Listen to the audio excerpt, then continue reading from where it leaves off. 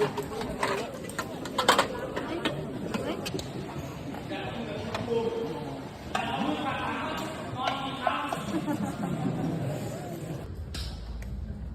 นทุกกระบอก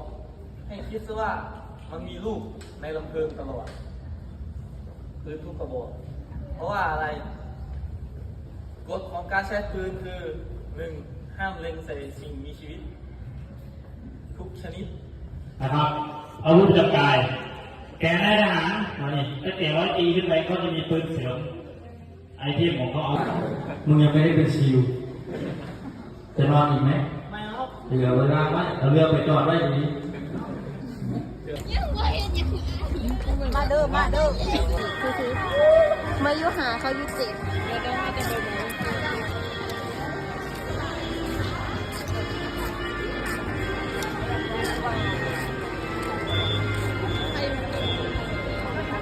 อะไรเราต้องตื่นแต่เช้านะตื่นแต่เช้านะถ้าตื่นสายมันจะรีบตื่นสายจะรีบนะครับส่วนผู้ที่อยู่ไกลๆต่อไปบัวเช็คชื่อหารแล้วไหลหัวไปตาม